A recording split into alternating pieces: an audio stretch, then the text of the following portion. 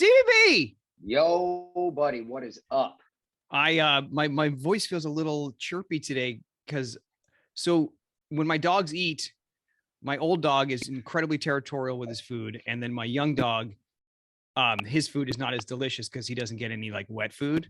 So he Sure. wants the old dog's food, and but and so he like lingers around, and then the old dog gets really like fussy and pissy, and so I have to. So it's in my best interest to keep the young dog away. Yes. And so How long is this old dog gonna last? dude, How old is he? he'll be 14 this year. Wow, man. But he just wants to chill, right? He just wants to chill on a little pillow or something, right? Yeah. Thankfully he hasn't had any major health issues as of late. Yeah, so he's just chilling. And he's not like he's having less accidents, which is the thing Good. the thing that would just bother me is that it would just be like there were some weeks where it felt like an hour to an hour and a half of my day was cleaning up. Like, Yeah. It's a and lot, yeah. you know, I have some sympathy for that, but I also have other stuff to do. Right. So, but anyway, Sure. Yes, so we do. I had a quick reaction to the young dog and kind of barked at him, if you will. And so now my voice feels a little scratchy. Oh boy. Okay, don't blow the voice out, buddy. We need I it. know. Well, Yeah. it's usually after coming back from a couple shows, usually my voice is in great shape because we talk, Right. like we're projecting on stage. I sing some songs, and when I sing my songs, I really go for it. And so usually like I remember after, so, we played this past weekend, we played Tacoma and we played Irvine. And after the Tacoma show, by the end of my set in Tacoma, my voice felt tired. Like really? like, well, but the thing is, like, one of the things that I feel lucky for is that I had voice training. And so Sure. when I project, when I use my voice, I'm not using it in a way that is hurting it. Right. It just like, it builds up strength. Right. Yes. So, and I get a half hour to rest it after my set because you're out there. And when I went back out there, I was fine. And then the next day it was stronger, Yeah. But it's crazy it's actually crazy how that works. Yeah. Because with poor Chuck, I obviously got the hard lessons of taking care of your voice. For sure.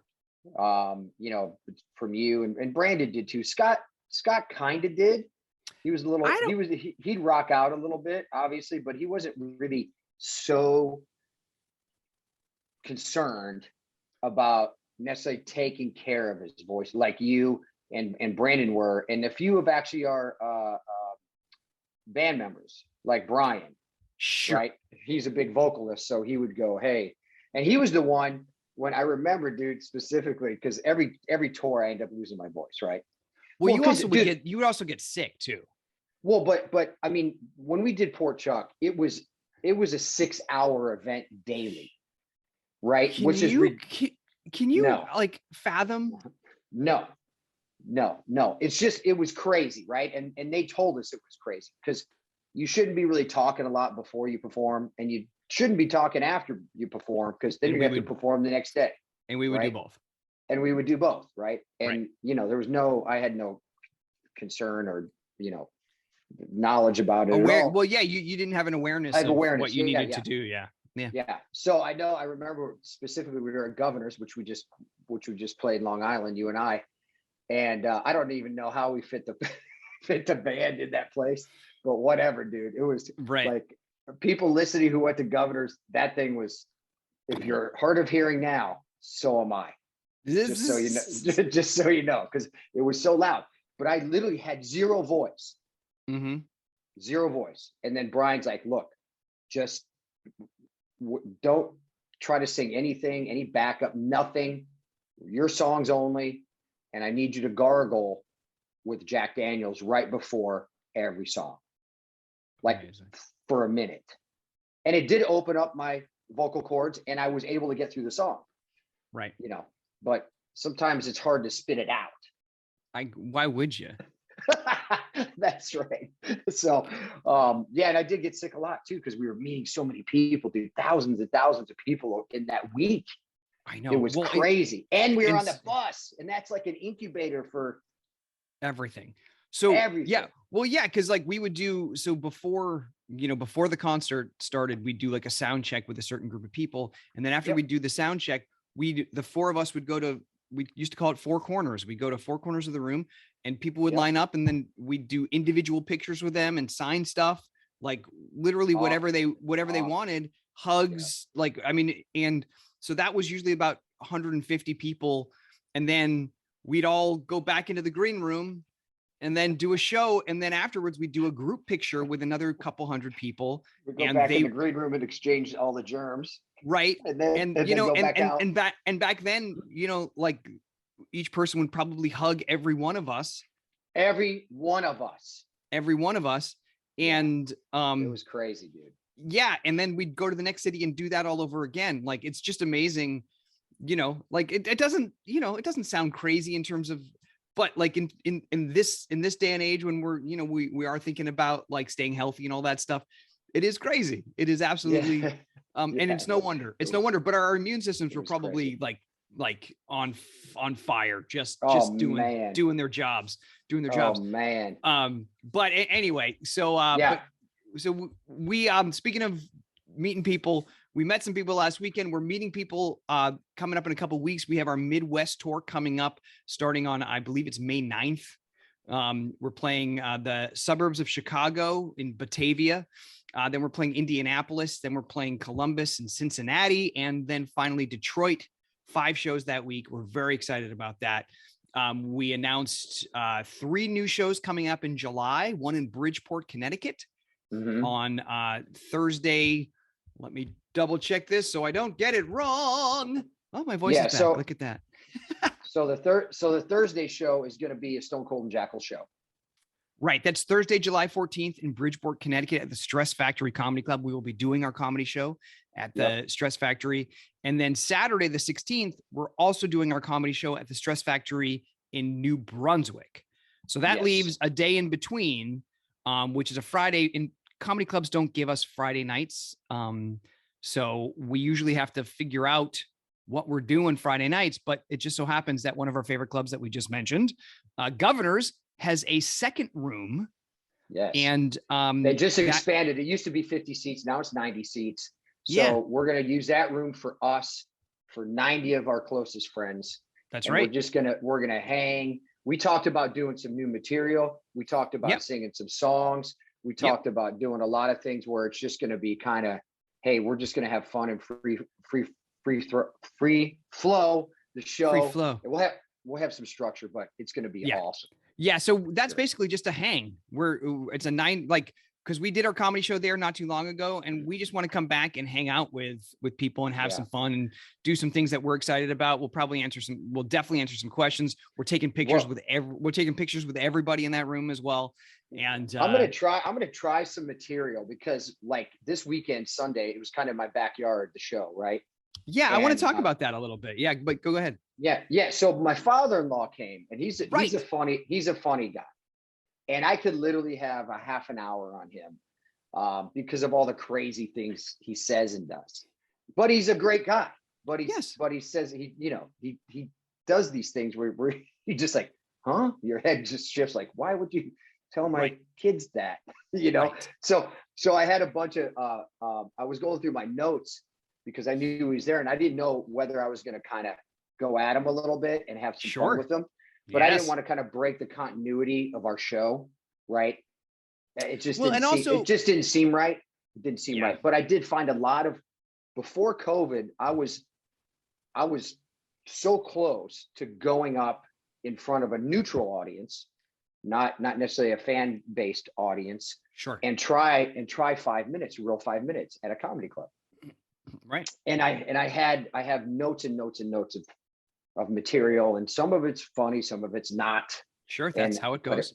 That's how it goes, and then you got to work on it. So I'm trying to put together maybe for this particular Friday in July at the small room in Governors, some of this material, some new stuff. So I thought that would be a good opportunity just to have some fun and maybe,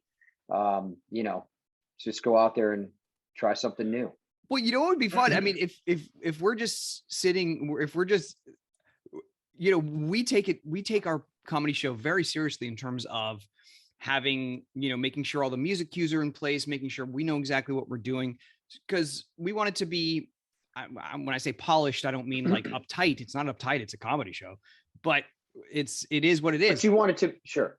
Right. So what we're looking forward to this this kind of VIP or this hang in at Governor's, it's gonna be free form. Like we'll probably be sitting up there and I'll be like, hey, I want to sing a song, and Steve's like, hey, I'm gonna do 5 minutes, and then we'll answer questions. Like we'll just be doing stuff, and then So anyway, that's three nights in July 14th, July 15th, and July 16th. Bridgeport, Connecticut. Levittown, Long Island on the Friday, and then New Jersey. People have been asking us to come to New Jersey. We have not been to Jersey forever. We play, at the very early stages of our comedy show, we did our comedy show at a club down on the Jersey Shore, but it's pretty small and it didn't have the technical elements that we need. So we're playing the Stress Factory, and we're very excited about that because we haven't played a club like we're used to in New Jersey, and because we were having trouble finding one, truthfully. Yeah. So this past Sunday, I had people, a few people from my gym showed up. They did? Yeah. Like some people from, like I go, well, I okay, cool. This is like great. You're here. Right. And then yesterday I saw two of the ladies, and they were like, we cannot tell you how surprised we were of how great a show it was, because no one really and I'm not saying we're great. I'm just saying that nobody really I'll say it. We're great. Okay. I'm just saying nobody really expects us to put on a kind of a formatted show like we do. Totally. Like this show is super tight right now, dude. That's why I don't want to give it up, because I know, and I'm not sure we have to. That's all I'm saying. Okay, fine. But it's so like hitting on all cylinders right now, every part of it, and they were very surprised. Yeah. I think they're more surprised about me, not you, because everyone knows you can sing and you're very talented. Well, but do they watch the show? They do. Yes. Oh, they do. No, but one girl who came with one of her friends didn't watch the show, and she thought it was hilarious. Okay, yeah. And I'm like, great, that's awesome. But so one of the things that was she might have been drinking too much. Who knows? Well, great. It was a Sunday afternoon. What else do you do? It was. So one of the things that was interesting about this weekend is I think you had more guests than you've ever had. Like you don't usually have. I did. I mean, sometimes some showed up, some didn't. Yeah, but I did. Yeah. Right, but you had a group of people that you knew come to the show in Tacoma, mm-hmm. and my sister was there, and so this brought up something for me. It's like when you have people in the audience, does that affect you as a performer? And there you go. Good question. Right, and so and also question. Like with your father-in-law, and so did you find this weekend that you were? Well, he's never seen. He's never seen the show. I definitely was a little more probably nervous because my mom was there too. That's right. So I just, cause he's never seen the show. He's always heard about us talking. And he's always heard about you. He's always heard about the show, and I'm always going on the road with you. And what is this show? Totally. He's like, how are the tickets selling? He's always asking these questions, So, so he texted me after. He goes, I thought your comedy delivery was excellent tonight. Flowed just like a pro. Hey, both of you. Nice job. So that was nice. So that's very nice. Yeah, it was, but I did get a little, probably more nervous. Well, sure. But I don't know. It's good though. Having those nerves is good. I like it. Yeah, no, it gives you some good energy, Well, and had Tori seen the show before? My mom, no. I don't know if she's seen that. She's seen Pork Chuck a bunch of times. Right. I think that's what I was thinking. So yeah, I don't, she's never seen this. And she said yesterday, you guys were very funny. I said, thank you. And that's really a compliment for my mom. Well, what's interesting? So when I was doing theater and I had family or friends in the audience, and you'd get a little more in your head about what you're doing. And that always was complicated because when you're doing a play or a musical, you want to be present in the scene. You don't want to be self-conscious, because then that takes you out of your you're acting, right? Like, yeah. So, but you're well rehearsed. You have it like, so, that's the great thing about a play is that some nights you're like locked in, and then other nights your preparation and your technique just carry you, even if in all of a sudden in your head starts talking to you while you're saying the lines, right? Right. But with this, like with the comedy show, you don't have to be. Are you saying there's a difference, right? That's what I was saying. Is like we're not in character. We are ourselves. Right. We can take a moment. We can go off script if we want to. Do you know what I mean? Like, it can be. You can be a little more self-aware. Like, obviously we're delivering material. So like there's a couple times where I'm in my material and my head was, I was outside of my head a little bit. Right. And you had both, but also you had some yellers out there. Of course. Sunday, you had some. Yep. So I told our server, was it Chris? Who was it? Chris? Sam. Dang it. Why do I always mess that up? Sam. So Sam was super cool. And I'm like, hey, just we're trying, like, people don't really sometimes know it's a show, so they feel like they can yell out. And then, so that stopped because I heard you and, a few of your punchlines had to wait an extra couple seconds because of people's yelling. Right. And then it doesn't land and then you just buzz right through to the next one. Right. Totally. So yeah, it's fine. Things. It's the game. It's all good. But so I didn't have anyone at, my sister was at the Tacoma show. And so, when I'm, you always want to impress your siblings, or not impress, but like have them enjoy what you do. Right. So like, sure. So I had a couple moments in Tacoma where I was like, oh, I wonder if she likes it, like, hold on. What about like, let's take it to another level for a second. Let's do that. Like a guy cause I love Kevin Hart, Sebastian Maniscalco, right? These types of guys. When everybody in the audience is not only your family, but every celebrity in the world shows up to your show. Right. How many times do you think they're getting calls like Shaq will be, hey, Sebastian or Kevin, hey, why don't you give me free tickets? Like how many tickets do you think like are asked of those guys? I can't imagine. I mean, seriously. But like, do you think they get a little nervous? Well, I mean, I don't know. I imagine you get to and all these guys. Well, I imagine you get to a certain point where and then also you probably get out there and if you're in an arena, 30,000 people are cheering for you. Then you kind of, it's a good. But I remember, there's been times I remember when we did the comedy festival, there was someone in the audience that we were going to talk to after the show that represented comics and maybe had some advice for us or whatever. And so, you think about that stuff. And I remember when I was doing, I remember when I was doing like, dude, and that was so long ago. That was so long ago. But I also remember like doing theater and like when the stage manager would say, hey, just, so-and-so's in the audience. Oh boy. And you're like, oh, okay. Yeah. Okay. Yeah, I know. And like there's a casting director here who's interested in you for their feature film. Maybe like the writers here. I remember when I did She Loves Me and at Paper Mill, which is a big theater, Broadway sized theater in New Jersey. And one of the writers was there. And actually Jill Phelps' uncle. Yeah. He's a composer. Sheldon Harnick. Composer? Yeah, he's a composer, right? Yeah. Bach and Harnick, they wrote like Fiddler on the Roof. Fiddler on the Roof, yeah. Yeah, right. Yeah. So Jill Phelps' uncle, I believe it's her uncle. Yeah. Yes, I believe so. I hadn't worked on General Hospital yet, but he told me, and he was just a very nice man, but he also told me I was his favorite RPAD ever, which was like, oh. But I remember when they said he's here, I was like, oh.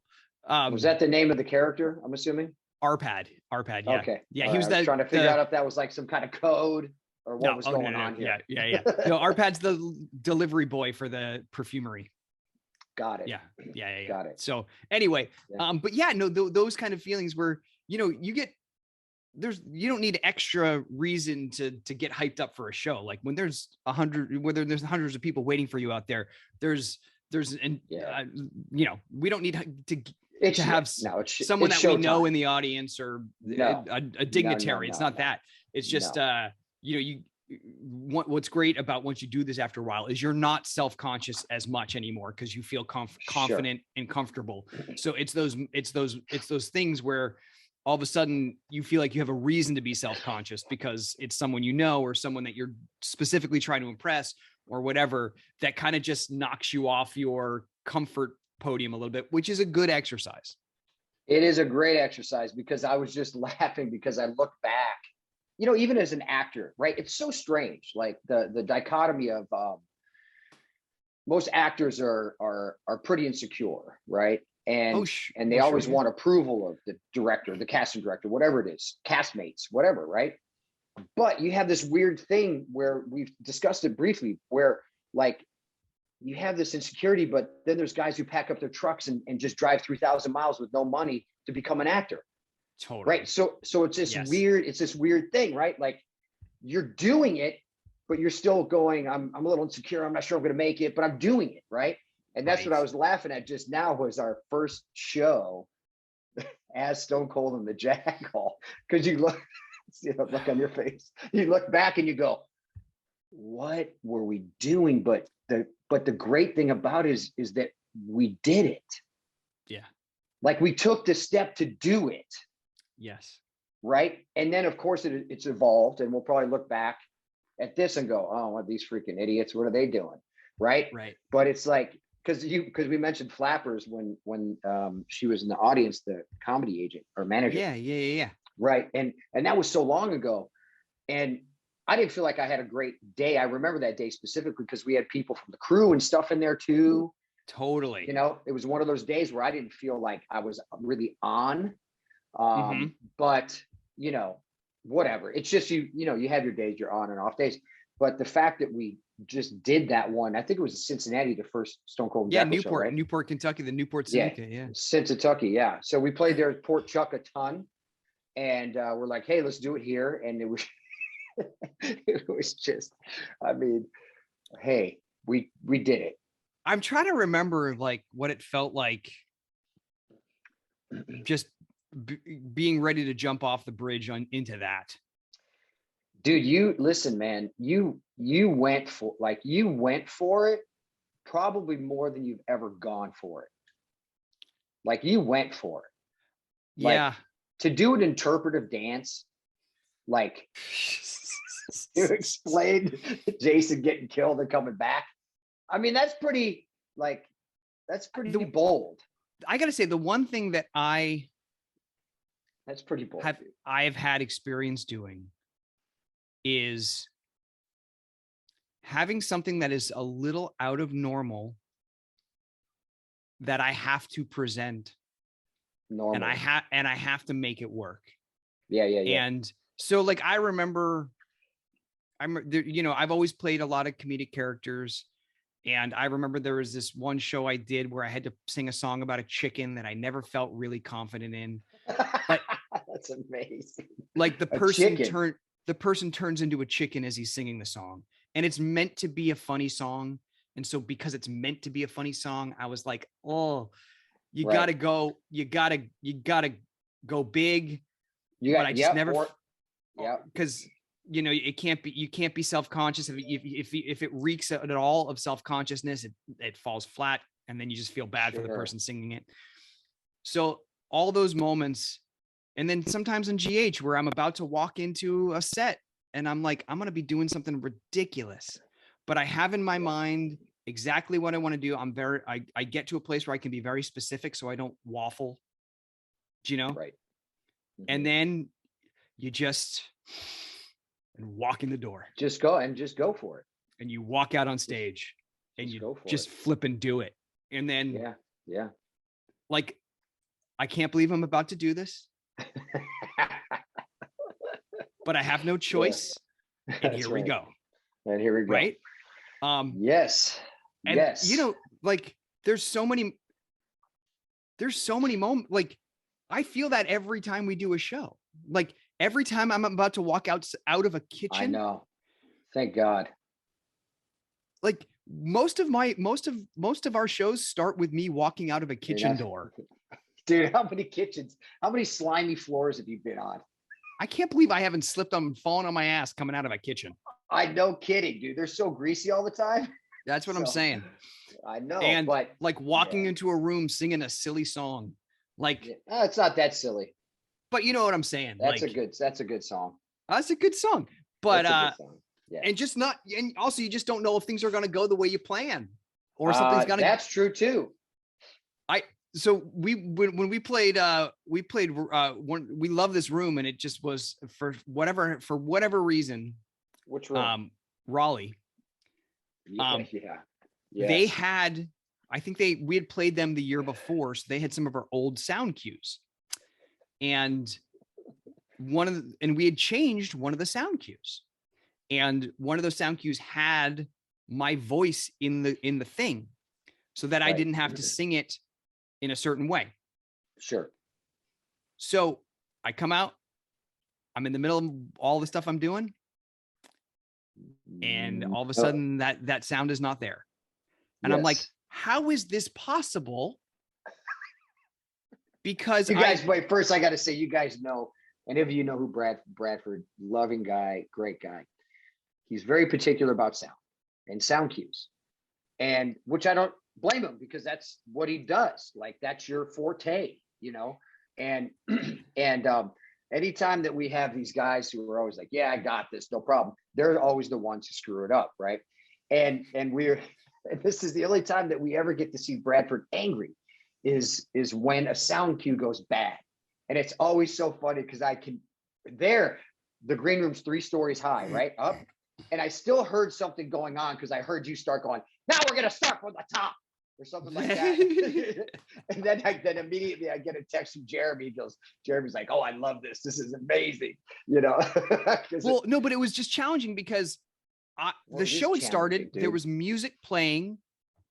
Yeah. But it wasn't the right music. So it wasn't the right music. Yeah. So everyone in the audience is like, all right, we're going. And I'm like, cool. No, we got to start over. That's kind of the worst. That's the worst. Because there's nowhere to go. A show, can you imagine Broadway? Oh, wrong beginning. Wrong song. Let's go back. Let's start again. You guys just forget that you just saw that, But you always do great getting the crowd, Oh yeah, like riled up and whatever, Totally. So, but the energy's great too. So. But it was one of those things where, like, oh man, I can't fix this in the moment. There's no way to fix this in the moment. I can't fix it. I have to just swallow it and start again. Like, there's just no way to, and so those are the things that you walk out into the room not knowing how it's going to go. And you just have to be like, sometimes whatever happens, I'll be able to manage it. And so anyway, that's right. Yeah. So, that leads us to, I know that's a lot of time about talking about that, but then that leads us to our holiday show. Oh yeah. Which we really have to, I'm not going to say start now thinking about it, but we should. We have a lot of pieces of it that we just have to kind format, we have to put it into a format and flesh it out. But so maybe we take some time and just start going over that stuff. I know we keep thinking we're going to have time to, and then it turns out we do have a Friday off, I think, in May. So right. Friday on the road, I think we do. So, sure. Anyway. Sure. All right. You got some questions? What do we got? Yeah. Let's take a break and we'll come back and answer some questions. Right. All right. Thank you for submitting your questions via our Facebook page. Sometimes we're a little last minute with it. If you have a question that you certainly want us to answer, you can always email us at stonecoldandthejackal@gmail.com with podcast question in the subject line. We kind of keep a bank of those because sometimes it's, we love answering questions, and you guys ask great questions, and we so appreciate it. Also, if you have a time to rate and review our podcast, whether that's on Spotify or on iTunes, wherever you listen, we certainly appreciate it, because then it helps other people find our show as well. So thank you all for listening. And all right, first question. Are you both recognized in public a lot? We talk about that, but and do your kids think you are funny? And I assume maybe you asked that because we do a comedy show, and I gotta say, I was at a dinner party a couple nights ago with with some people that I hadn't met before.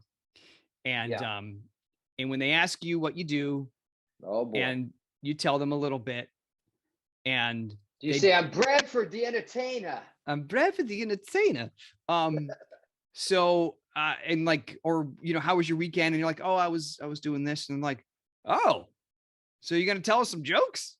I know, it's always tell me jokes, right? If you tell somebody that, like, oh, make me laugh, that's not how it works. That's not how it works. Especially not with our material. Especially not. No. But but like, do your kids think you're funny? My daughter, 18-year-old McKenna, does, because we have a similar sense of humor. Sure. And then my daughter Brooklyn does, because I do crazy stuff with her. Right. Like, I just act stupid and do stupid things with her all the time. And I get her to laugh. Sure. I don't know how much longer that's going to last. Totally. Until it's like, Dad, don't do that. Because that's what Jack does, right? Dad, stop. Dad, stop. Dad, stop. That's what stage I'm in. Yeah. Oh, there you go. Yeah. So I'll try some material out of Jack. And then he's like, crickets. I'm like, okay, buddy, that's fine. So he doesn't think I'm that funny. Sometimes I get through. Sometimes I break the barrier. So otherwise, my two girls do. Jack does not. Well, so the kids kind of get in when we were doing bad jokes every week. Bad jokes was funny. They were enjoying bad jokes. A lot of people were enjoying bad jokes, for sure.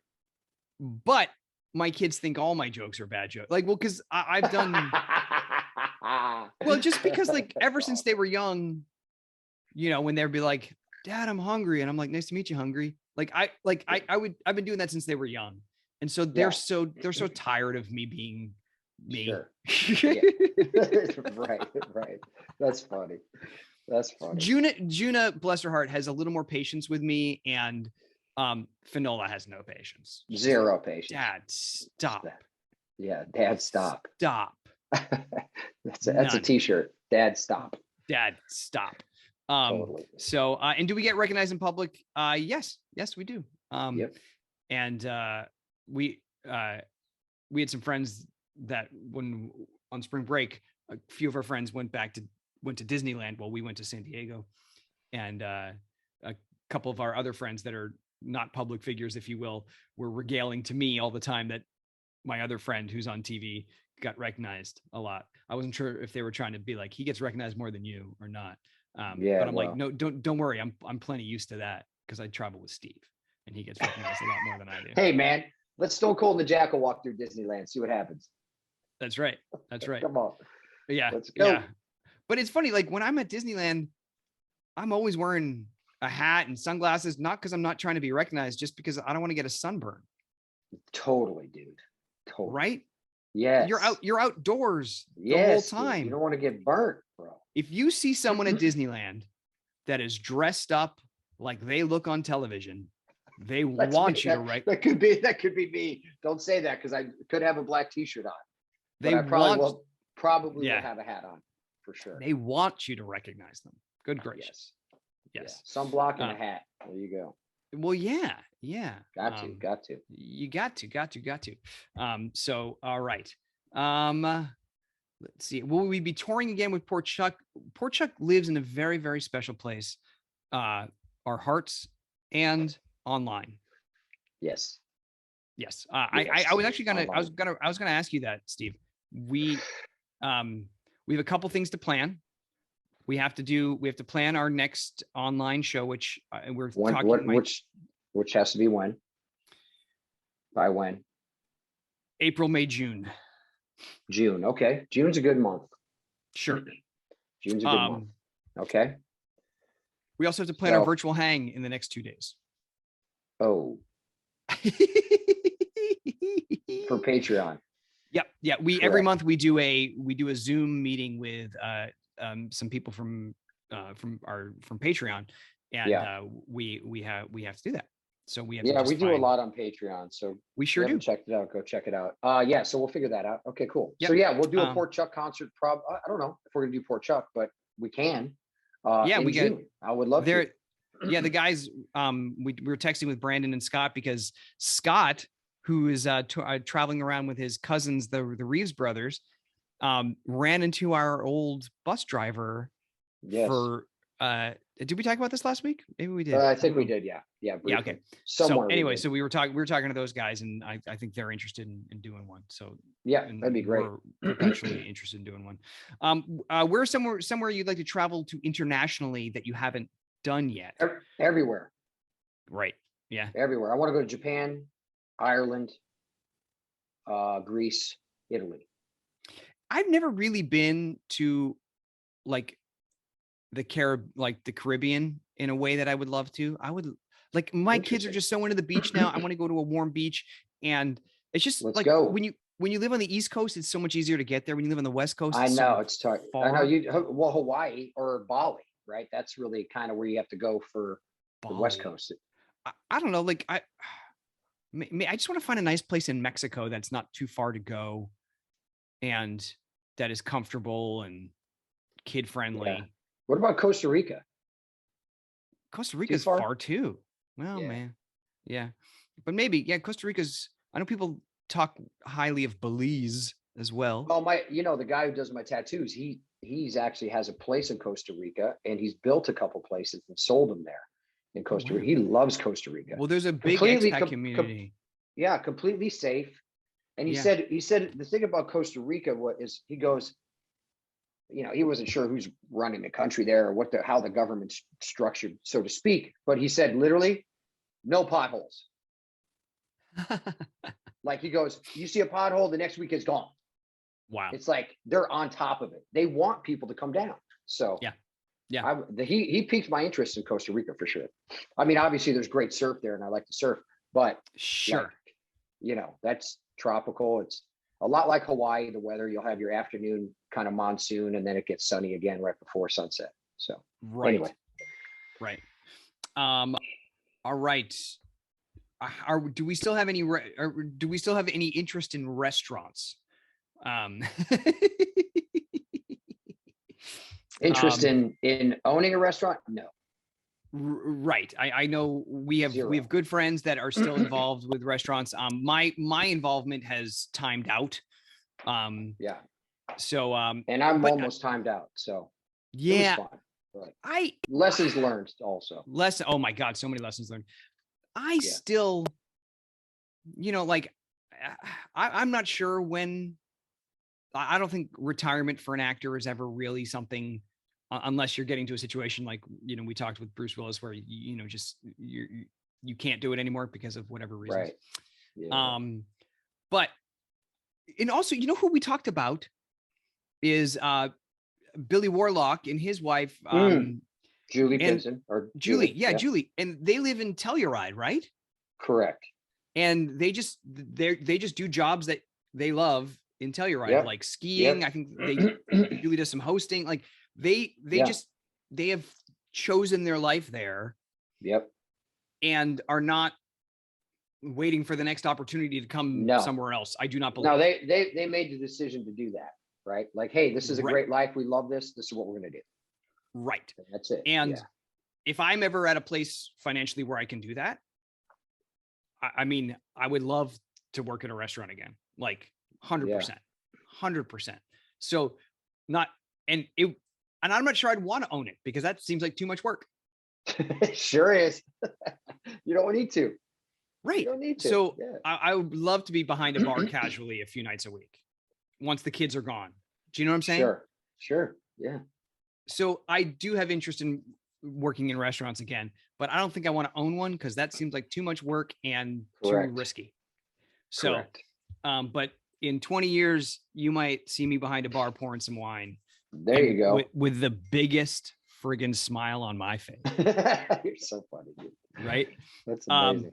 All right. Well, thank you everybody for submitting your questions. You guys are awesome. Keep them coming. When we see ones that we bank them and we come back to this post. So if you posted on Facebook and you didn't see your question read, don't worry. We'll come back to those. We appreciate you guys as always. Thanks to our sponsors, and have a great week. Have a great week. StoneColdTheJackal.com for dates, and we'll see you in May. Sounds good.